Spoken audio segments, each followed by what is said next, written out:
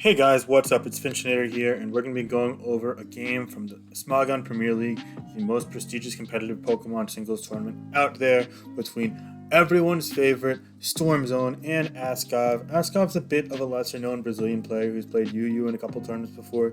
He's a pretty solid player overall, and while you don't expect to see him at OU, he definitely looks like he's bringing a solid team, and I'm sure to use some experience. It's going to be interesting to see how this goes, like any other Storm Zone game. But the man, the myth, the legend, Storm Zone himself, he's using a pretty creative team here. He's got Moltres Galar. He has the Forgotten Urshifu form, Urshifu Rapid Strike, as we know Urshifu Single Strike is banned, Dragapult, and Aegislash, a nice dual Ghost Core, and a trendy pick in Kyurem. And rounding out the team, OU staple itself, Landorus Therian. Overall, this looks like more of a bulky offensive team. He has some nice pivots like Landorus T and potentially Dragapult as an offensive pivot, but also he's got a ton of offensive firepower.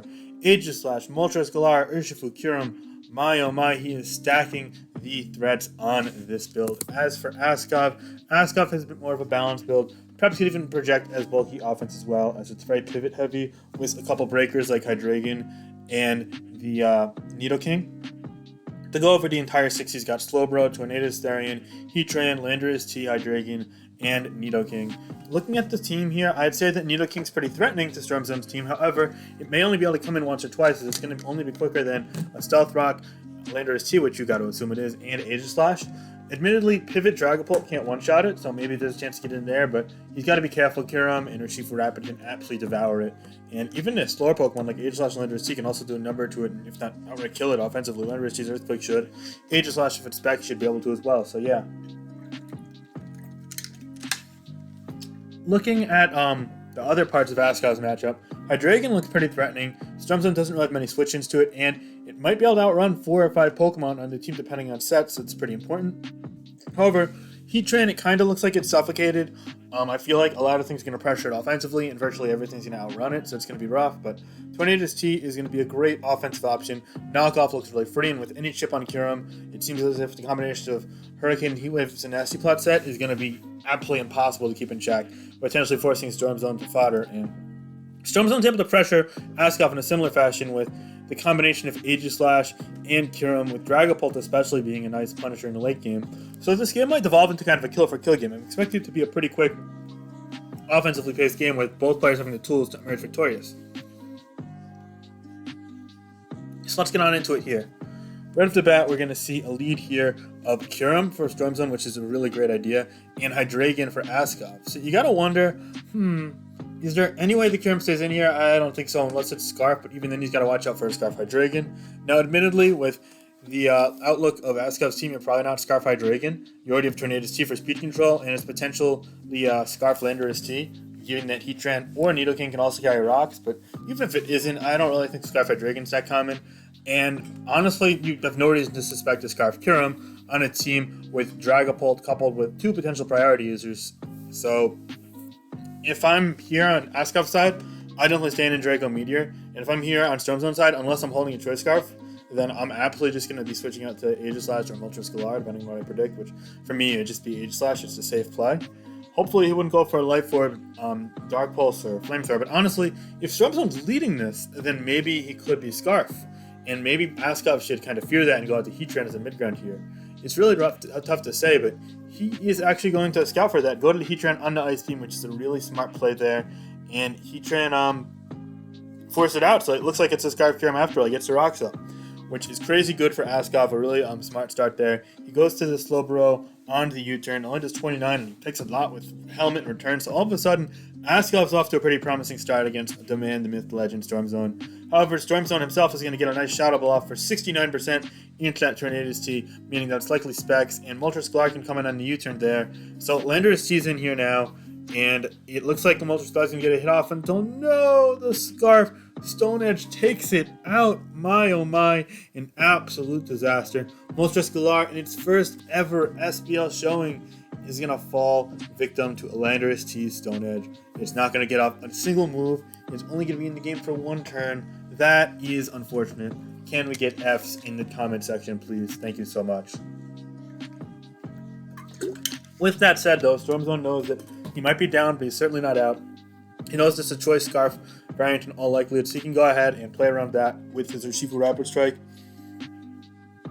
He knows it's going to bait in the slow bro, so he just goes for a U-turn there. And yeah, he does take the helmet, but he doesn't really mind the health too much, as this lets him get Aegislash in, and now Aegislash can really be the one-man wrecking ball that it was destined to be in this matchup, as he goes for another Shadow Ball, doing an impressive 49% to that Heatran there, and now he goes back to Landorus T, knowing, okay, I've lost some health on my Urshifu Wrap, I don't want to risk a burn on that, I'm fine going Landorus T though, and he goes it.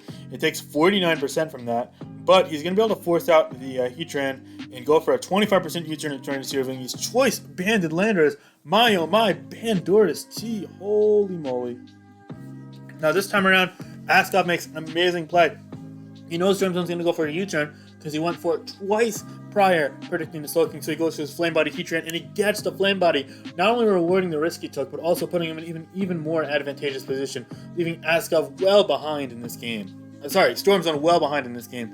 While Storm Zone can bring in the Landorus T here, it doesn't look like it's too great here. While Slowbro takes 72%, my oh my, from the choice banded knockoff, that's going to put the Landorus T in Stealth Rock range, which is not good for Storm Zone at all, as Hydreigon can come in safely on the knockoff. Well, it does take 34%, still relatively safe. And Dark Pulse can take out the locked-in Landorus T. Gem coming in once again to try and take advantage of this Hydreigon.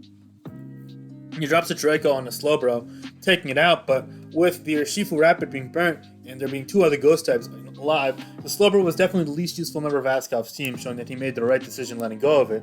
But now Nidoking can come in, taking advantage of the -2 Kyurem, and he gets an Earth Power kill onto Aegislash. So now we've kind of devolved into that kill for kill dynamic I alluded to before, where both players are kind of taking turns foddering Pokemon and regaining momentum, the upper hand if you will.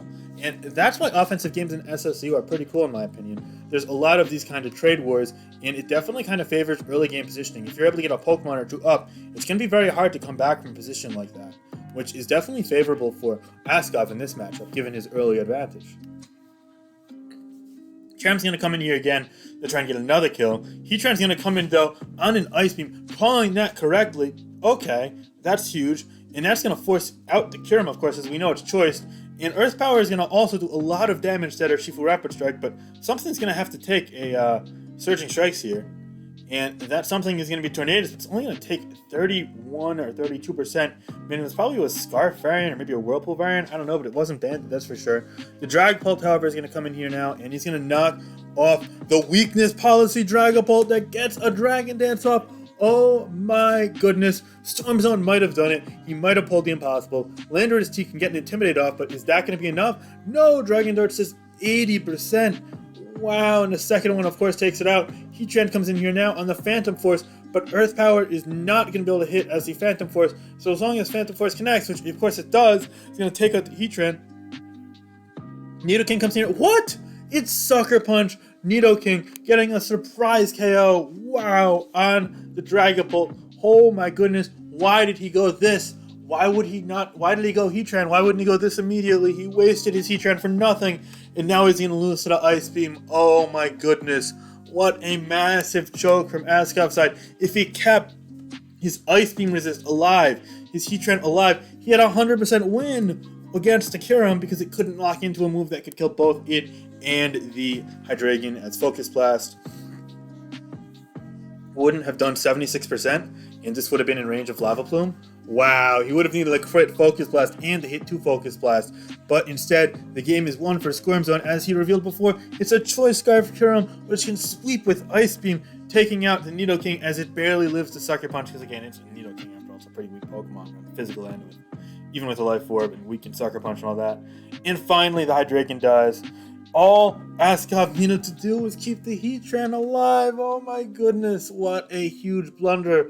But besides that, he played an absolutely flawless game, but that was one enormous blunder. Wow, it's almost like Storm Zone has the plot armor. This man is just destined to emerge victorious in every game he can play this SPL. I believe he's now 5-1, which is a super impressive record for someone who came in kind of being doubted, if you will, after a poor performance in the last tournament and being seen as more of a ladder player.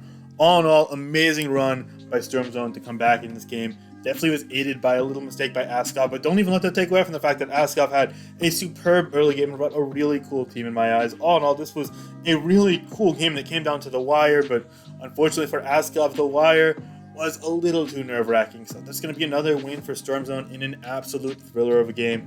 I hope you guys enjoyed. I always love bringing you guys Storm Zone content. I know it gets the clicks, so I gotta upload it, of course. I know everyone just loves seeing what the hell Storm Zone's coming up with, what this man's using, how this man's playing. This guy is an enigma. He is a living legend. As I said before, the man, the myth, the legend. So be sure to check out all of his games on Smogon, of course. And in addition to that, if you guys want to see more, I'll try to get more on this channel. So stay tuned for future Join Me Tuesdays. Be sure to like, comment, subscribe if you want to see more, because the support really does matter. And if you guys want to keep up with the channel, check out the Twitter or the Discord. Links will be below in the description. But until then, guys, hope you all have a great day. Be sure to stay warm and safe, especially if you live near me. It is freezing out here, my goodness. And so much snow. I'm going crazy. But yeah, talk to you guys later. Peace out. Bye.